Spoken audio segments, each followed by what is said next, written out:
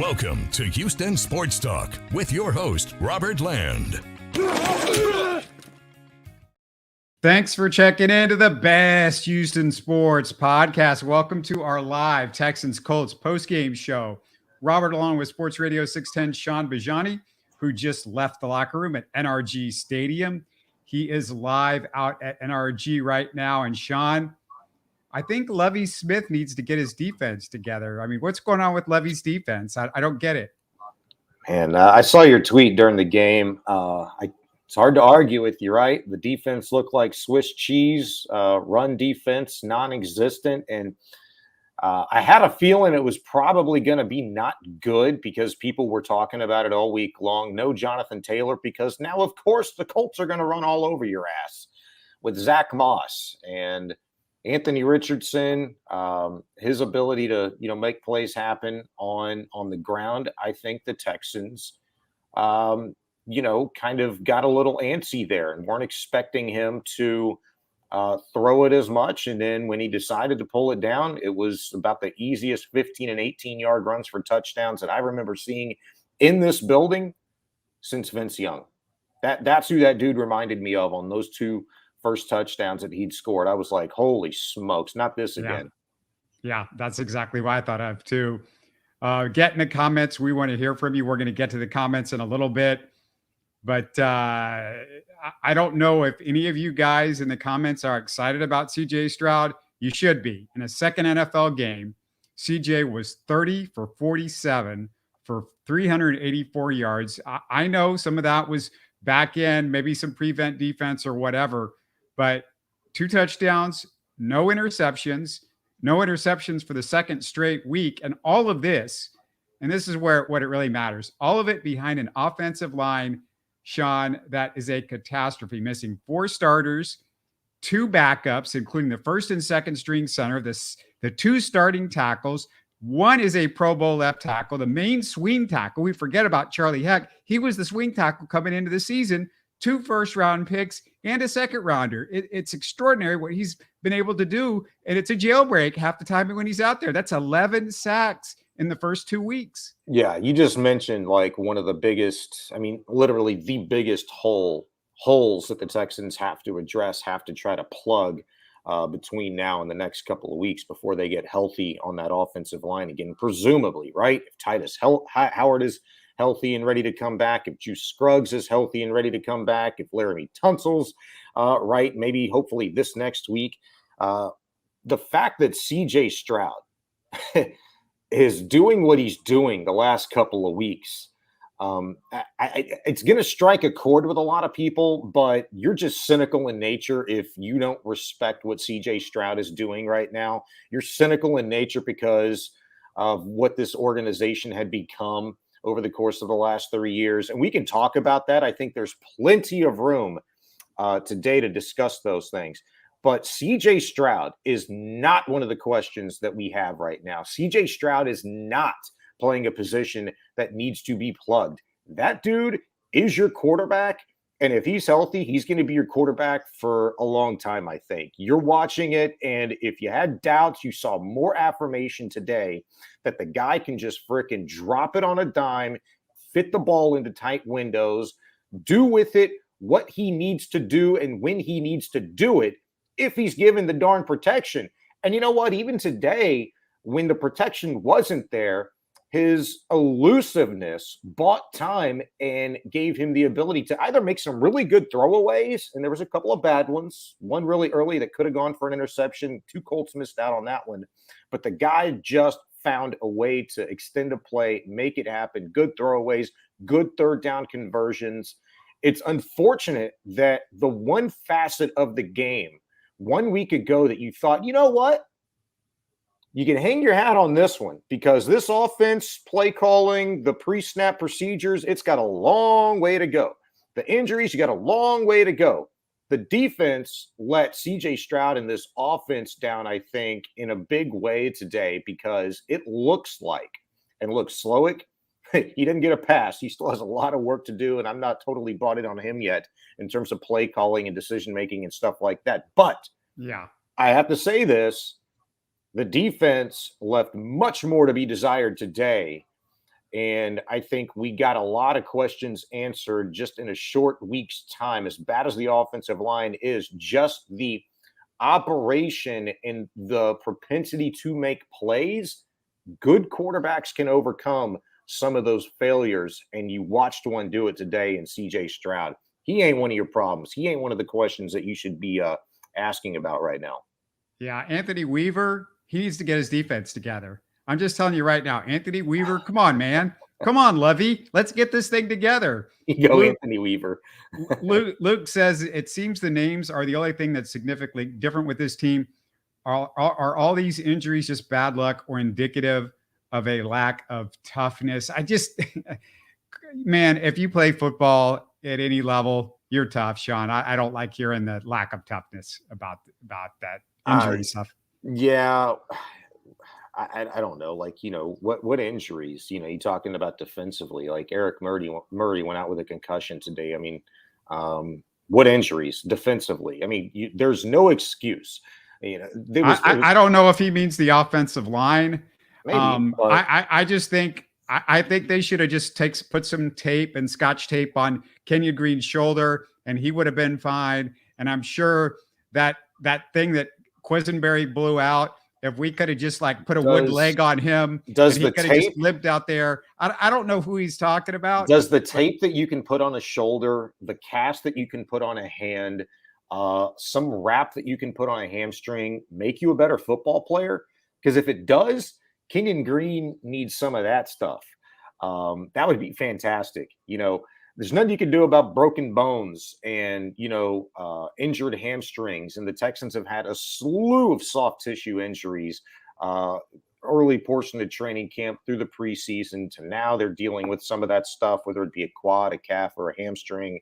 I don't know the answers. And nobody's going to tell me that Jalen Pitre isn't tough or Jimmy bruised Ward lungs. Stop. Get out of here with the whole toughness thing. Here's the biggest takeaway, and it's not much of one, but I mean, I kind of raise an eyebrow to it because anytime that you use this as sort of like a talking point throughout the course of a week, I can build this game up to be whatever I want it to be, right? But for my money, in my opinion, this is probably the most highly anticipated regular season home opener for the Texans in a good 3 years. Easy. I expected this building today to be juiced as much as ever since the Buffalo playoff game. And it wasn't. It just wasn't. The loudest it was like third quarter after you'd scored a touchdown and you'd made, or the field goal, and you made it 31-13, I think at the time.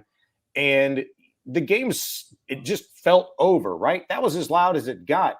But when you talk about like the energy, the enthusiasm, the buzz that you're looking forward to playing in front of your home fans, but then DeMeco Ryans said it, Will Anderson echoed it, which was a part of the message from his head coach at the end of this game, that they didn't come out with energy. They didn't come out with enthusiasm. They didn't play with urgency. I don't understand how that can be the case with such a young team, getting a chance to play in front of a new crowd, their new fan base, and veterans, mind you. But I think they did. Look at the first play. Will Anderson, again, bam, in the backfield. First pressure, first quarterback hit, only pressure, only quarterback hit of the entire day. Next snap, MJ Stewart, forced fumble. You don't get it. Fine. Third snap, Steven Nelson, pass deflection. The defense, through those first three snaps, were there. They came to play. And you know what happened? Anthony Richardson is just kind of freaking good. And he made it simple. The Texans made it simple on him in coverage, with blown coverage, with missed tackles, with miscommunication in the secondary. And it starts to snowball. And you start not trusting your game plan. You start not trusting your ability to make plays. That's what I saw today. They'll never admit to it, but they've got a lot of work to do when it comes down to just basic fundamental football. I noticed it in preseason. I've noticed it even in training camp during practice. Best on best. The linebackers and the safeties just don't have the vision in the backfield to stay home, make fundamental plays. When that back gets loose on a little bubble screen or a little wheel route, they totally lose sight of them. How many times did that happen today with Zach Moss? Tight ends coming out of the backfield, chipping and releasing on little snag or slant routes. How many times did a freaking third string tight end on the Colts today get loose and hurt you for big yardage or meaningful yardage on second and long and third and manageable situations? Inexcusable things that if you ask Denzel Perryman, Christian Harris, MJ Stewart, should that happen? No, it shouldn't happen. But they bit on the fake handoffs. They bit on the quarterback's propensity to make plays with their legs, and they forget about their assignments. It was amateur hour. I have no patience for the team lacked energy and isn't. There's a bunch of guys that are fighting for their future jobs out on the field. Sure. With Jimmy Ward and Jalen Pitre out, you had two backups at safety that know their future. Absolutely depends on how they play. Toa, he's a 6th-round pick. How else would he play? How else would Christian Harris play, who's a 3rd-round pick, and he's got something to prove if he wants to stick around? All of these guys that are out there have something to prove because, other than maybe Will Anderson, who's a 1st-round pick and they're going to give him a longer, but he looked great last week. You're telling me all of a sudden he stopped putting energy in this week in the game? I just don't. I hate that excuse. I hate the energy excuse. Don't even entertain that. That's just silly. This is execution. This is about execution. Yeah. Look, this is where the problem is. When you look and you are not prepared, when you flat out get beat and out schemed, you can look at that, I guess, from the outside looking in if you're an average fan and think that and think that's what you're seeing, but it's not. I don't even like entertaining that kind of stuff. Lack of energy and, all that stuff like that toughness. I don't want to hear that, especially week 2 into a vital season for the Texans. So I think if you go back and you watch this game, and I try my best to focus on little things here and there because you can't watch everything on a singular play. So I pay attention to one thing here and then the other thing there. And I'd really be interested to go back and look and see what the Indianapolis Colts did to neutralize Will Anderson off the edge. I'd really like to go see what they were doing, in the A and B gaps with their interior offensive linemen, how they neutralized the Texans' defensive interior. I'd really like to go see why the outside backer for the Texans, and even at times Denzel Perryman, who was asked to drop into coverage, and he lost Morley or Worley, whatever that dude's name is, the Colts tight end that got loose for like a 43-yard gain on a big 3rd down conversion. I think it was in the first half. That was costly. Why those things happen? What look were they showing? It didn't look as if the Colts were doing anything like exotic or extremely creative. They did use some pre-snap motion, but I'll tell you this much. Shane Steichen, that dude, from what I saw today, a really terrific game manager, and outcoached. The preparation. Yes, D'Amico Ryans outcoached. Just say it. Outcoached him. He outcoached him. You just said it a billion times, but I'm gonna tell you why. The preparation that he had for the entire offense to kind of rally around and just on the turn of a dime, play for Gardner Minshew. Minshew didn't hand the freaking ball off, 5 straight times when he came in the football game. No, it was dink, dink, dink, dink, dink. And he took advantage of a soft zone by the Texans, which they refused to come out of and trust their dudes against, a receiver room that ain't that good to begin with. People want to talk about the Texans receiver room being one of the worst in the NFL. Hell, the Colts ain't got it going on. Okay. And I just thought it was a complete failure and breakdown, for D'Amico Ryans' head, coach defense to look that poor at home, nonetheless. All right, let's unpack this game possession by possession. And we'll start off with the Colts' first drive. Colts walk it down the field, 10 play, 75 yards. Richardson, 18-yard TD run. I don't want to go through this again, but Texans' first possession, Jared Patterson looks horrible on a Dameon Pierce run on first down, just gets bowled over. And then on 3rd down, Josh Jones, George Fant, and Shaq Mason all get manhandled. I'm going to come back to Shaq Mason because that's a little quietly underrated story that we need to talk about. But Stroud is sacked. He fumbles. Richardson scores on the next play. Shaun, this could not have started any worse. Yeah, it was bad. Patterson got beat badly, as you mentioned, allowed the TFL on Pierce. Josh Jones was really the man that got beat by Ebicom, who sacked Stroud for the lost fumble. You mentioned Richardson scored on that 18-yard touchdown run. It was 18 or 15, whatever it was. But on that Richardson touchdown run, go back and look at Will Anderson. He bit on the fake handoff backside. So he knifes in, doesn't stay home, doesn't squeeze, doesn't make sure that the ball commits past the line of scrimmage. Fundamental things, right? And you remember the last couple of weeks, Will Anderson talking about the defensive line needing to rush as a unit. Okay, well, what the hell does that mean? It doesn't mean a whole lot, to an average fan out there, but rushing in a unit means just doing your job and not over pursuing, not going rogue, not doing anything out of character that is going to hurt the guy next to you.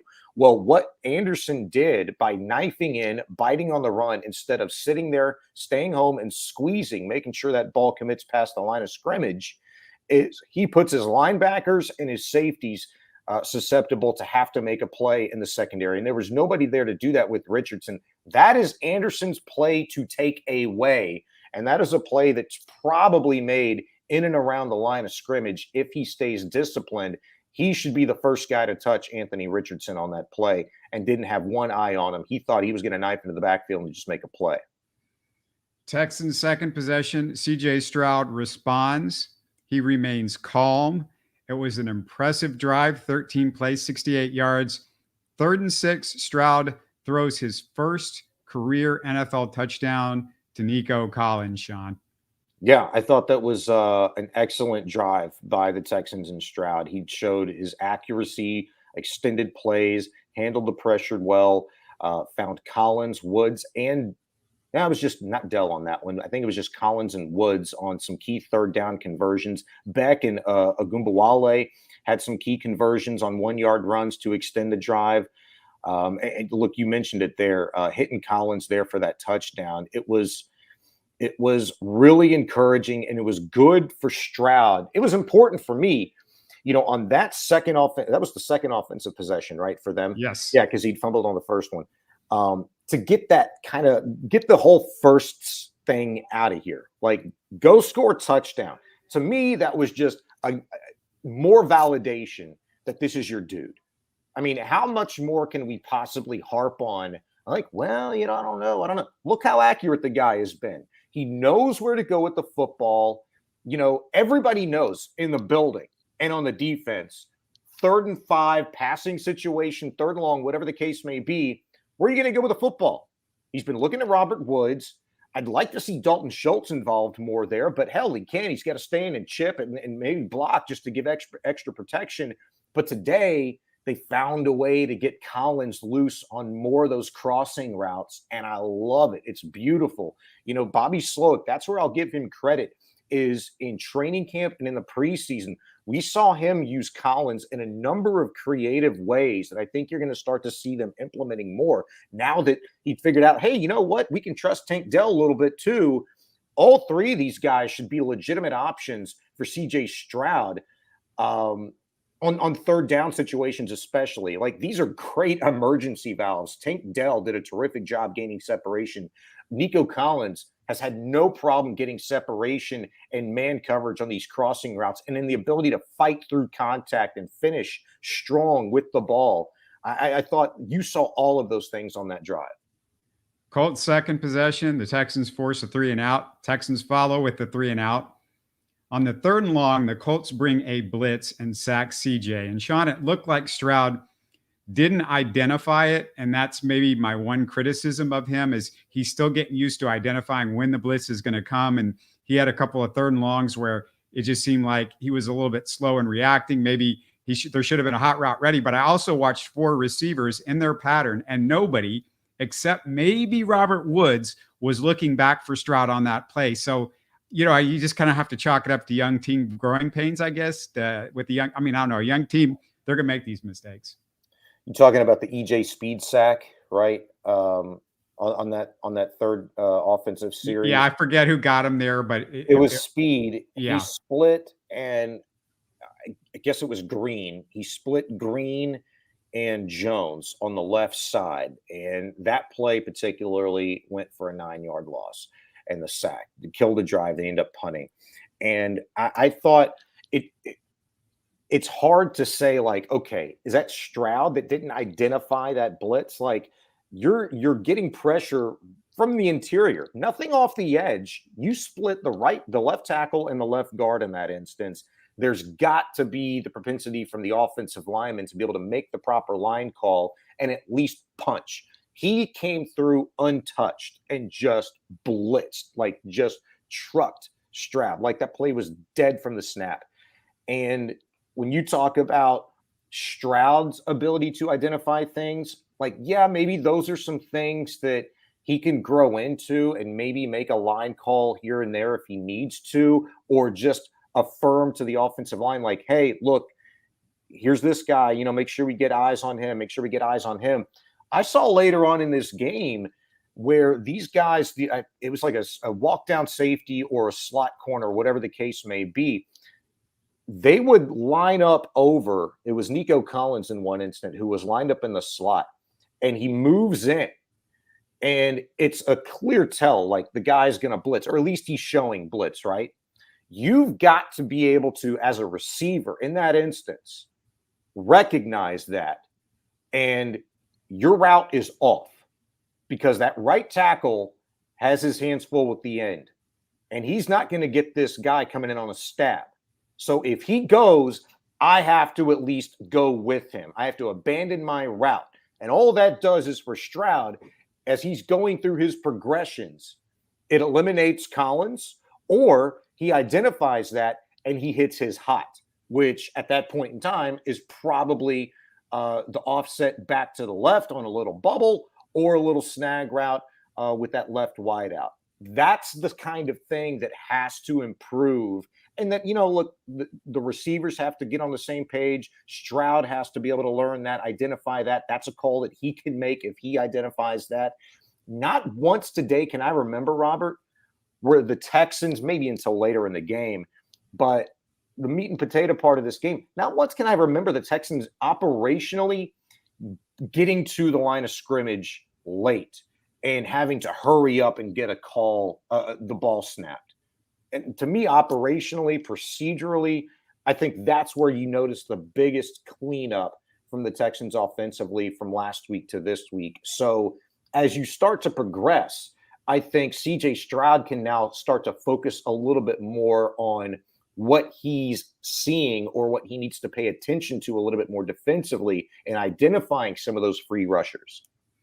Next Colts possession, Texans force a 3-and-out. Texans with a 4-and-out on their offensive possession. Pierce gets a first down, but on 3rd and 9, Colts again with the blitz. This time Stroud gets rid of it quickly. So, realizing that it's coming this time, but it's a panic throw behind Tank Dell. Yeah. If he could have gotten it to Tank in stride, maybe Dell turns that first down into something, but it's incomplete. Yeah, that was one of a few really, bad throws. That one behind Dell. I think he led Collins, a little bit too far on a couple of instances today, but there really wasn't many. And those bad throws, you just kind of prefaced, they're almost excusable because of the rush that he was taking. One thing that I noticed today, and I'd have to go back and look to see if it actually happened on that play, but his body position when he was facing a rush rather today, he was able to kind of fix his feet, fix his body just to get in position to get the ball off. And sometimes he threw it away. Sometimes it looked like he was throwing it away, but in trying to do so, like actually in play instead of throwing it out of bounds, like kind of just, if this guy makes a play, he makes a play. It's more on them than it is on me at that point in time. And I just thought that was a conscious effort for him this week to improve. And getting his body in position to get rid of the ball better. Because you go back to last week in his debut, sacked 5 times, think took 10 quarterback hits, pressured I don't know how many times. How many times could he have gotten rid of the ball if he just, instead of trying to extend that play, fixes his body to just get rid of it, throw it away, dead play, wash it, flush it, whatever you want to say. Let's get to the next one. I thought he did a much better job of that today. So Richardson goes out with an injury. Minshew comes in. I knew it'd be bad news because I believe you'd rather face a rookie than a 4. I mean, you're the Texans. I get it, but you still rather face a rookie than a 4-year vet. Mm-hmm. So the Colts walking down the field in for the second long touchdown drive of the half, 6 plays, 76 yards, bad tackling. Colts doing what teams did to the Texans defense last year, 7 yards per carry. The rush defense, Sean, we got to talk about it. It's bad. It looked like flashbacks. Yeah, that drive that Minshew came in, that was the one that I was talking about where Mallory got loose for a 43-yard gain off the right side. I think he ran a seam or something like that. And it looked like Perryman botched the coverage. And what you saw today, more of it early than late, I think. Unless, the Colts did something later in this game, maybe on their last couple of possessions, and that I might have missed. 5 plays that went for more than 15 yards, and much of that was early. 2 of them were by Richardson with his feet. And it was all set up, by what the Colts were doing on the offensive line. They opened up some great cutback lanes for Moss. They set the edge, the ability for Richardson, who we know has elite athleticism, elite speed for a quarterback, and he's already going to be tough to bring down. All that matters is just this much of a difference from him to a quarterback like Stroud, who that's not going to be the first thing in his mind. Like, hey, my read's not there. Let me pull it and run. Richardson's going to do that innately. And I think that just kind of opened up everything. The Texans had to remain almost hesitant.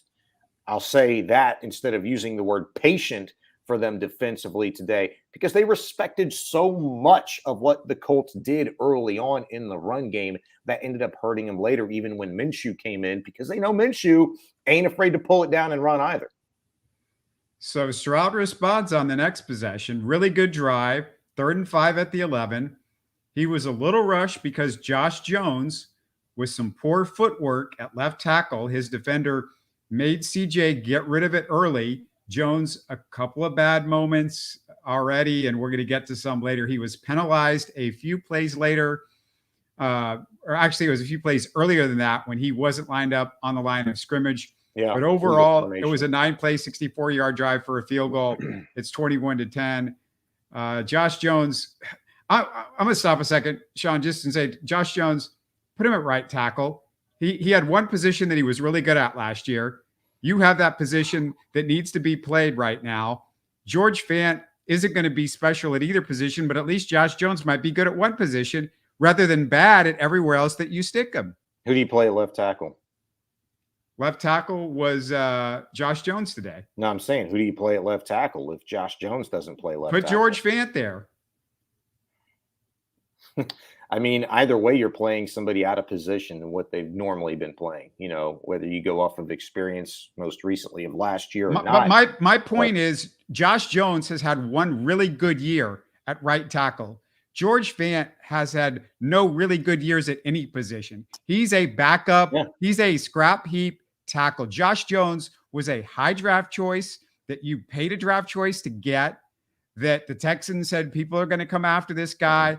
And whatever, they might have been wrong, but Josh Jones was, by the numbers, was a good tackle last year on the right side. Just how about get one thing right? We're gonna have a bunch of stuff wrong. You don't know if it's right. You don't know if it's right. That's what you call the good old gun to your head. Like, flip a coin. Let's play Russian roulette, because you don't know. Like, okay, so flip Josh Jones to right tackle. He might suck over there too. George Fant might suck at left tackle. The one guy I thought they were going to start today and roll with was Michael Dieter. They absolutely hate this guy. They hate him. He was the first guy they turned to in training camp when Kenyon Green appeared to be out of shape or not at full strength. They said, get your butt in there at left guard. He'd been that first guy. He'd been the first guy when they officially moved on from him.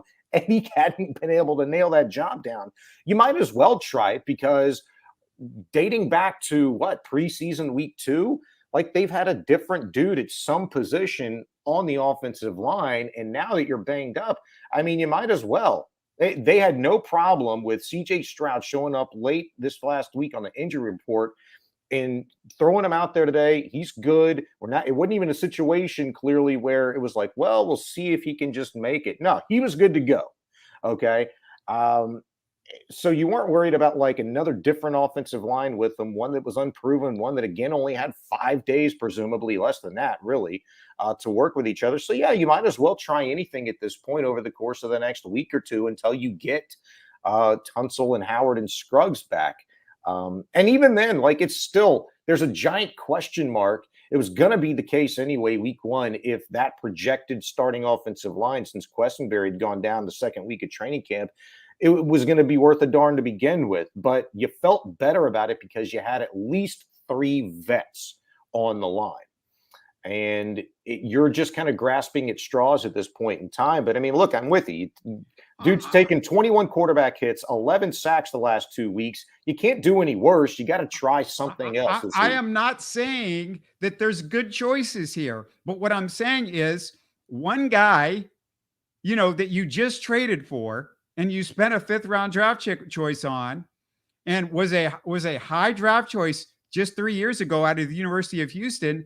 One guy played really, really well at right tackle, a key position on the offensive line that you need somebody to play. George Fant is a guy that you brought in because Charlie Heck was injured and nobody else wanted him.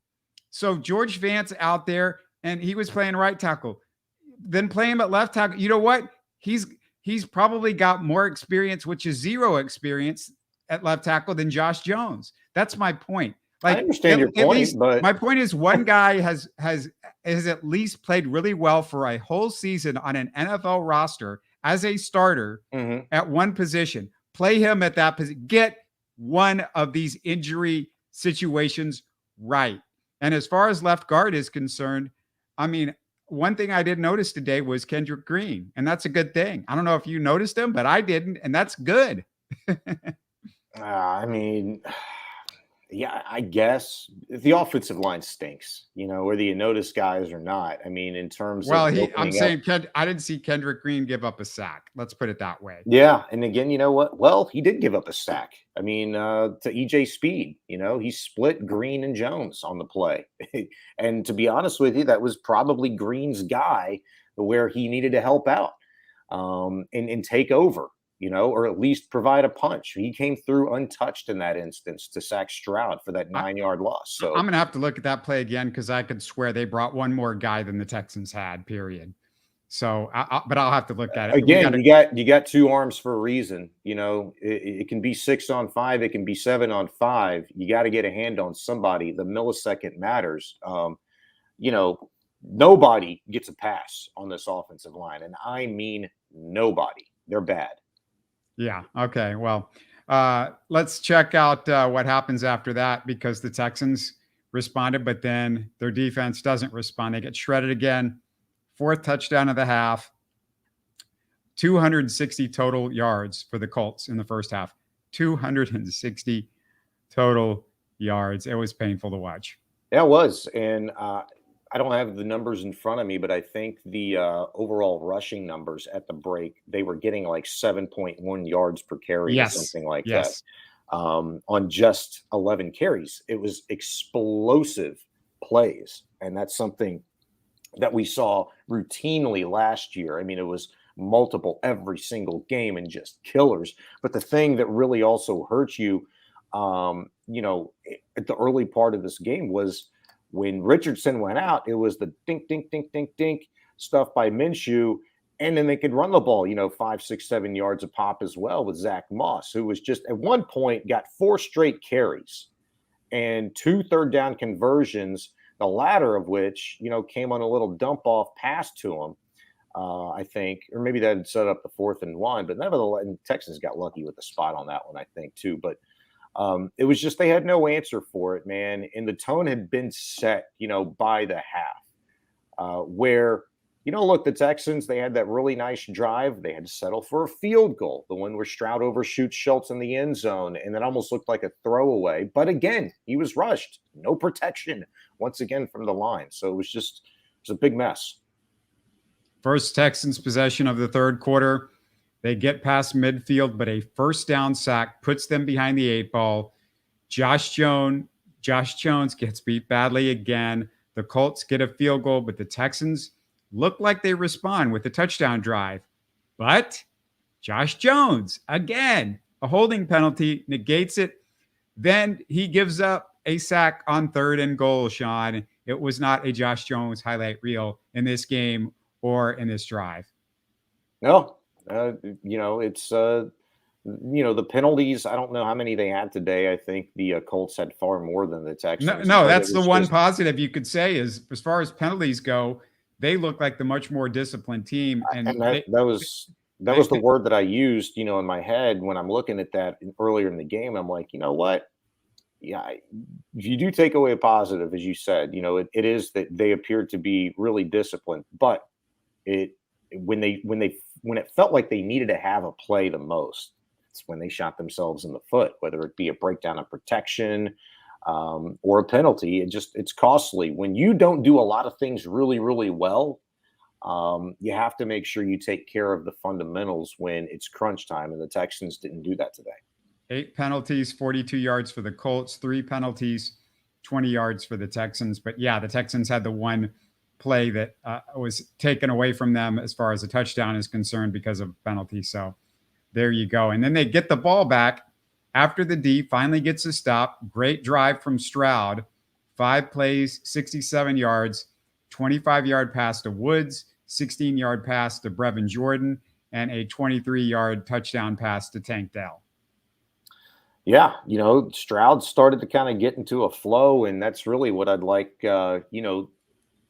they don't want to talk about that sort of thing after a loss, but to me, that was the most encouraging thing to come from the entire day is, and like you're down by a lot of points, maybe the defense is playing a little softer, but Stroud, the ability to get in a rhythm. I even thought, like, if I'm the Colts late in this game and I'm up by 2 scores and Stroud's starting to really roll and go bam, bam, bam, bam, bam, just move the chains, time and time again. If I'm the Colts, I'm calling a timeout and I'm trying to dial something else up because this is the game within the game. Let's work on our ability to, slow the opposition's momentum down here. There's always something to work on. Now, the Colts opted not to do that.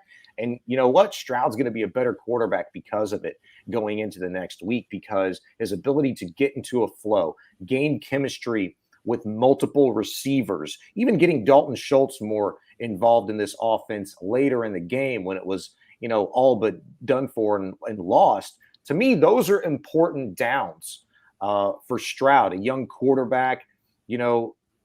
We care about the loss, more. That's what hurts. That's what stings. That's what's disappointing. But I'm telling you, the most encouraging thing has got to be for Stroud and these receivers and even Bobby Slowick to go back and look and say, you know what?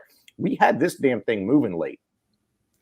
Okay, let's go to some comments real quick. Manny Martinez says not having Pitre and Ward hurt us. The next guys up have to perform better. Yeah, that's pretty obvious. And then George Ochoa says, people will blame Nick, but you can't predict that many O-line injuries. And I agree with that. There's nobody that is going to come back from all those O-line injuries. And we went through them off the top. But, they've lost 4 starters and a couple of backups, just in the last few weeks. So it's unbelievable. But the one thing that I will blame Nick should shoulder some of the blame, though. Yeah, Nick, I want to blame Nick for one thing, because now you've got all these O-line injuries. You're not a deep team. You've got a rookie quarterback. So now what happens? You look like a team right now that's going to be one of the worst teams in the NFL. And you made the decision to trade your first-round pick instead of the Browns' first-round pick in the Will Anderson thing. I do not think they had to trade their own first-round pick. We said it at the time. We wondered if it would come back to bite them. And right now, it looks very much like it's going to be like a top 5 to 10 pick, and maybe even higher than that, the way the Texans are. I mean, the offensive line, they could come back, but they're not going to get chemistry immediately.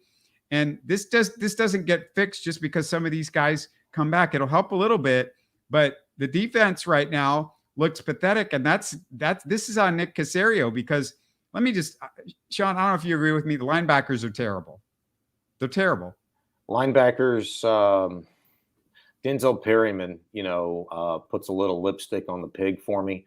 But yeah, as a group, they're not good, man. And I told you, I told you, and I hate to say that I told you, people weren't talking about the linebacker core enough in training camp, in the preseason, hell, in the offseason. All right, maybe not the offseason, because you know what? I expected to get a hell of a lot more from a guy named Corey Littleton than the Texans have, which is freaking that right there. They ain't got a damn thing from him. And, Perryman last week looked like the thumper. Well, they looked all like Bambi today. And if you want to use the word soft, well, that's what a Swiss cheese defense is going to make certain guys look like. I think they can be better.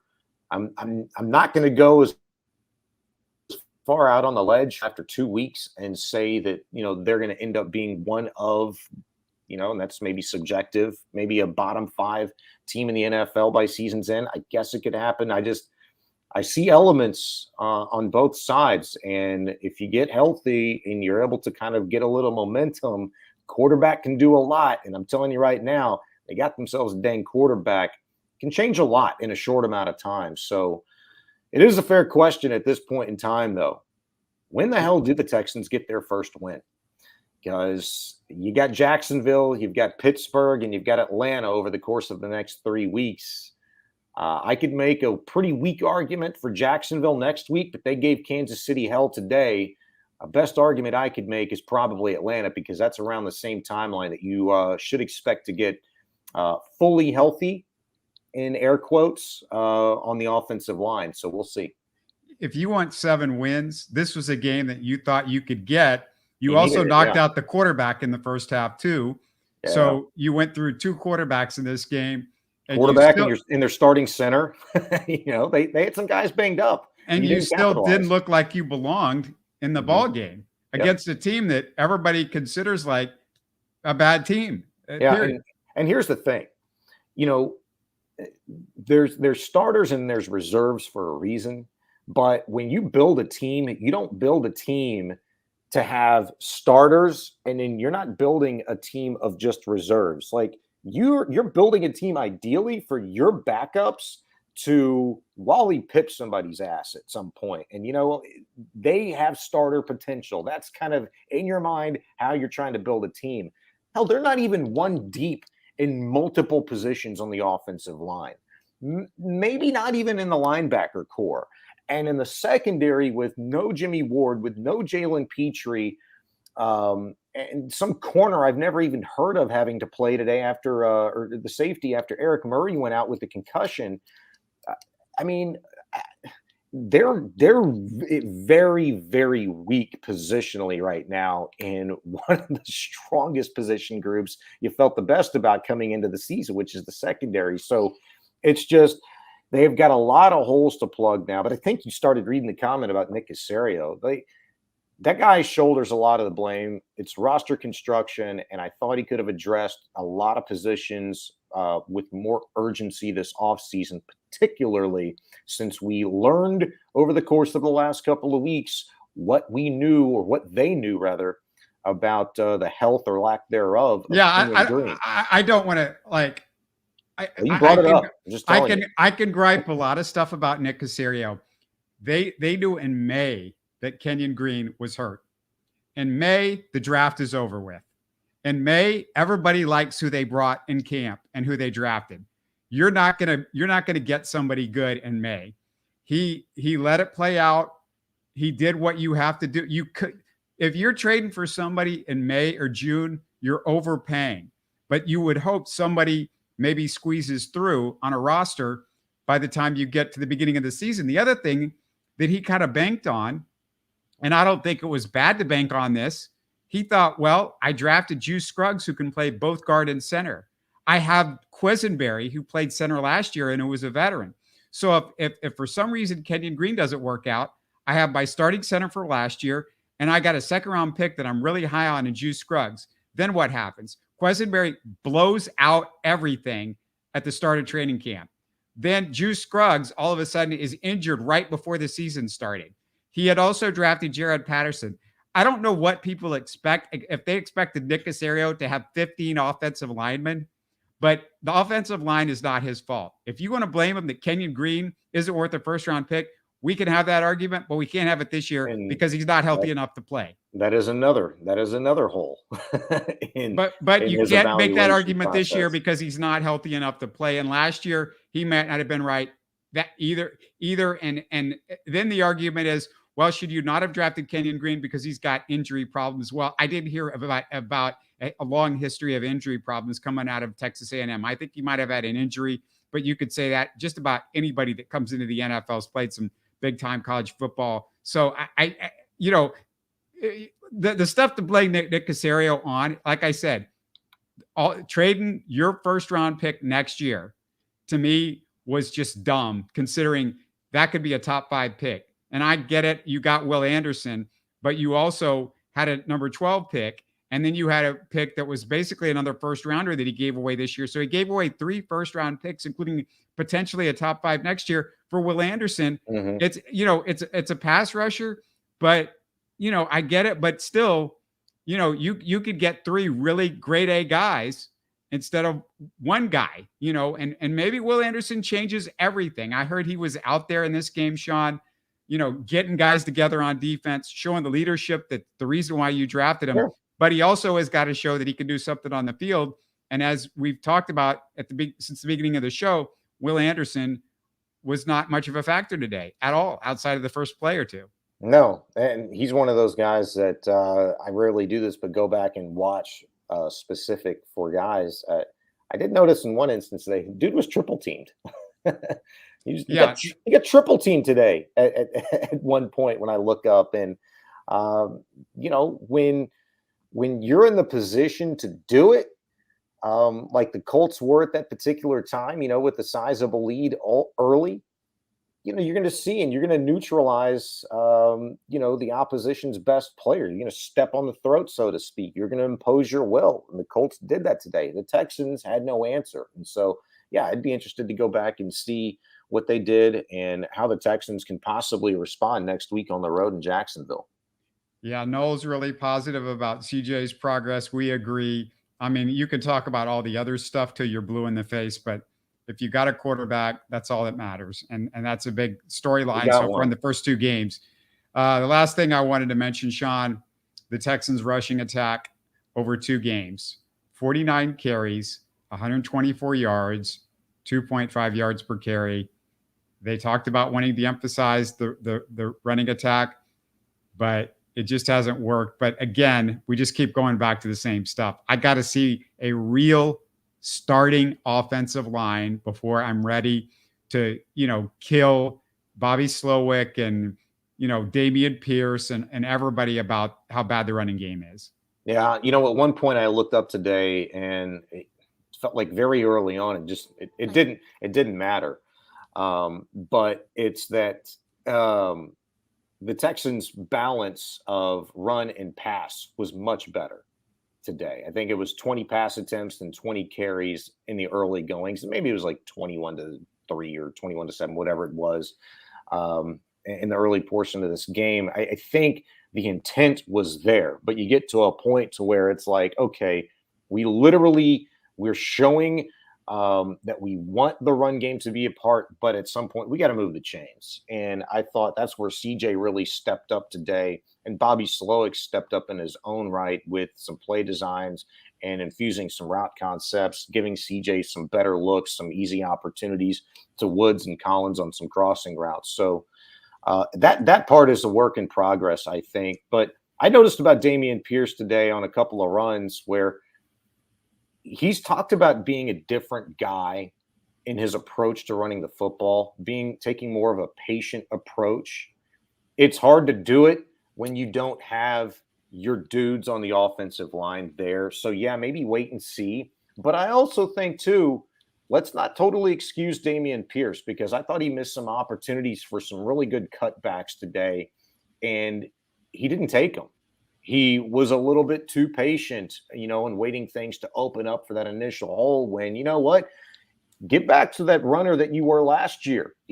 One cut, boom, go. It ain't there. Here I go. I'm going to lower my head, lower my shoulder, and I'm going. And, it may be understandable a little bit. New system, new philosophy, jacked up offensive line. When they get healthy here in a couple of 3 more weeks, hopefully we start to see that. But hopefully we start to see it a little bit before then, because CJ Stroud's going to need it, man. Hey, Sean, do you have a number one receiver if in the first 2 weeks of the season he has 13 catches for 226 yards? The Nico Collins after 147, I think it was today. Yeah, 146, I see. I mean, Nico's the guy. I floated the idea that maybe Tank Dell is your dude, earlier on in training camp, just because of the various ways they'd found to get him the ball. But Nico was that guy every day, made a play down the field on a crossing route. And look, the first couple of weeks of this season, that's where his money is, man.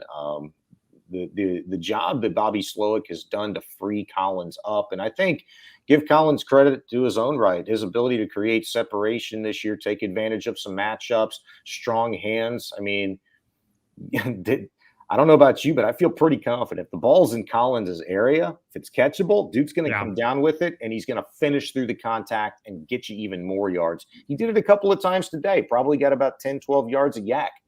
And all those are valuable yards at the end of the day, especially when your defense is commensurate and they're taking yards away. So, yeah, Nico's your number one, and Woods is your number two. Tank Dell, after his performance today, hopefully he's earned a pretty good spot up here in Bobby Slowick's mind. We can trust this guy to do some things too, especially on third down, be an option for us, a playmaker. We saw the ability today. Should have had 2 touchdowns, only had 1. But he's going to be a big part of this offense, I think, too, and make defenses think, which should open up things for the Texans offensively. Robert Woods, 6 catches, 74 yards. Tank Dell, 7 catches, 72 yards. Dalton Schultz, 4 for 34. Brevin Jordan sighting, as I mentioned earlier, 2 catches, 27 yards. But the one guy we got to mention, because this was a really special day for this kid. John Metchie comes back from cancer. He comes back from a major injury ending his senior year. Just an amazing story that he is actually playing football. He makes his first NFL catch, his first time on an NFL field during a regular season game. And congratulations to John Metchie. Yeah, very, very cool. And I'm glad I was wrong about his situation, man. I really thought that, he was going to start the season on IR just for various reasons, not because of actual health, but just him not being ready. And I thought was validated at the time by something Nick Caserio had said, that he looks like a guy that hadn't played football in 18 months. And it's true. It's true. But the ability to get him in there today when they did, and give him a first look, a first catch, kind of get that stuff out of the way, first home game. Hey, now you're in it, man, and you're healthy, thank God. And you can put the cancer behind you, and you can start thinking about and focusing on football every day, and just getting better at that craft, getting better at your dream. That was very cool for Metchie, man. So I'm looking forward to seeing much, much more of him down the road too. I guess my last word, and I'll let you go. I got to see what this offensive line is when it's healthy. I feel like I'm just wasting time here waiting for these guys to come back from injury in the next couple of weeks. And hopefully it will be maybe only 1 more week of sitting through this, because I know Juice Scruggs is supposed to be back, right, by week 4. Is that correct? Well, he's got to miss the first 4 weeks. Titus Howard's got to miss the first 4 weeks. So they're out 4 games. Okay, they're both out. I thought one of them, it was only a 3-week deal or something like that. So, okay. So, yeah, I mean, until we get through this, first 4 weeks, until we get to week 4 and see Titus Howard and Juice Scruggs out there, then it's hard for me. And of course, Laramie Tunsil, I sure hope this is not a major thing for Laramie Tunsil. I mean, goodness gracious. I mean, this is not fair to CJ Stroud, and it's not fair to the Texans fans because it finally looked like you had an offensive line with some potential. Yeah, I wrote 2 articles about the offensive line being solidified and the promise that it had for the first time since the 2012 offensive line.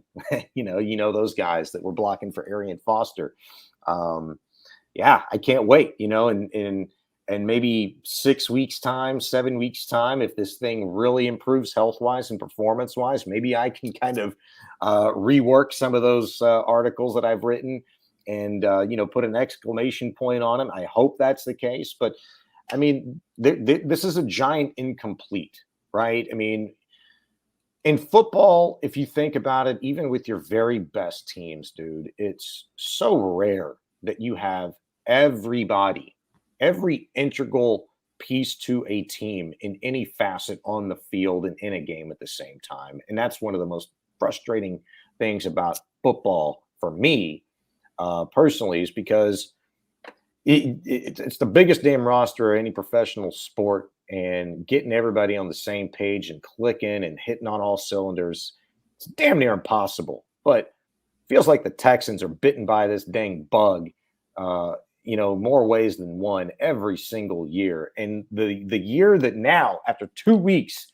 if you weren't a believer before, if you weren't a believer after last week, maybe it's going to take performance and a win from CJ Stroud and putting up these kinds of numbers and showing you what he did to kind of affirm that for you. But you got a dang quarterback, and I wonder what this dude's going to look like, what this offense is going to look like with Laramie Tunsil.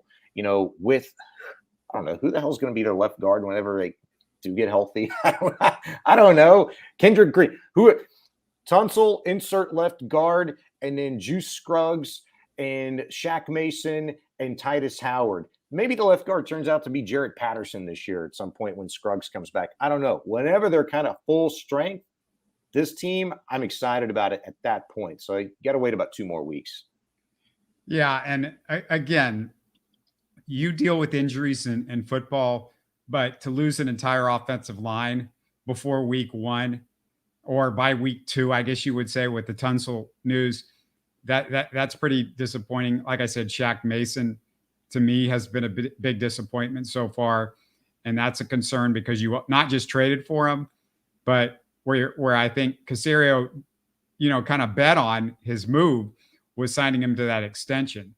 And the Shaq Mason that I've seen so far looks like he could be replaced and nobody would notice because it's been pretty poor. Yeah, well, he's looking like a guy that needs help around him. You're right about that. Can I set George Ochoa straight, who just text the show? Tunsil was out for the season with a finger last year. He's got a knee now. We may never see him again.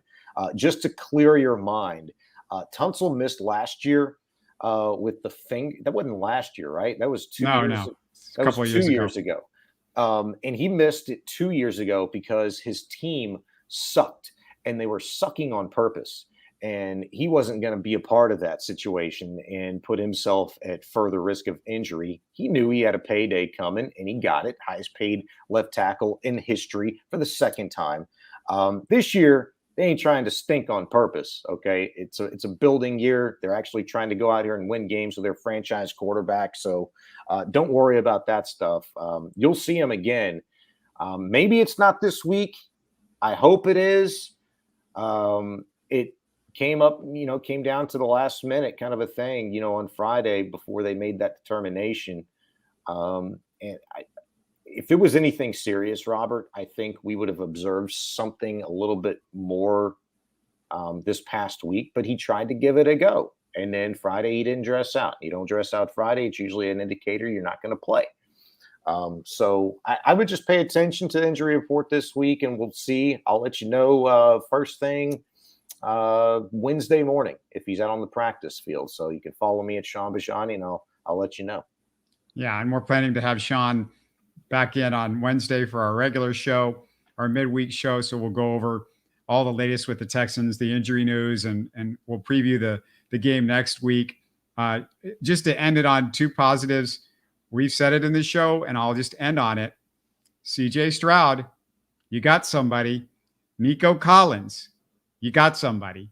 That's 2 huge positives after 2 weeks. Tank. 2 guys that could really make a difference. Yeah, Tank, of course, too, is somebody that, as long as you play him, I think he's going to be able to do some things. So there's some real positives there, and hopefully Will Anderson will get back on track next week, and we'll see a positive there as well. But hey, give old man Woods his credit too. Yeah. Well, I'm talking about for the future. Woods is a stopgap. I'm talking about for Texans fans long term. I'm just talking long term. Give the old man his credit, though. Come on.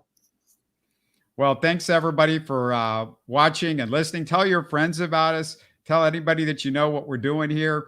After every single Texans regular season game, we're going to be coming at you. We'll also be coming at you for all the games leading up to the Super Bowl as the Texans charge into the playoffs, into the Super Bowl. Sean's prepared. He's ready to ride with the Texans all the way. Yeah, well, I'm trying to will it into happening, but we're going to stay with the Texans all year long, and check us out in our midweek shows as well to talk Texans and everything that's going on in Houston sports. Astros and Rockets. Excited again. This is our 10-year anniversary this week, so we're going to have a special show for that one. But I want to thank everybody for joining us. Thanks for commenting. Keep the comments coming. Keep the comments coming. If you're watching this on tape, we want to see the comments up on our feed. No matter what, we'll answer. We'll check it out. But thank you so much. Texans lose. They fall to 0-2. They go for their first win again under D'Amico Ryans next week. We'll be there for it. Take care, everybody. You're listening to Houston Sports Talk. Hey, you can support the show by subscribing on YouTube and commenting on the videos. Listen to Houston Sports Talk on Spotify, Apple, Stitcher, and Google. Don't forget to tell a friend and share our show on social media. Spread the word, everybody. Thanks for listening.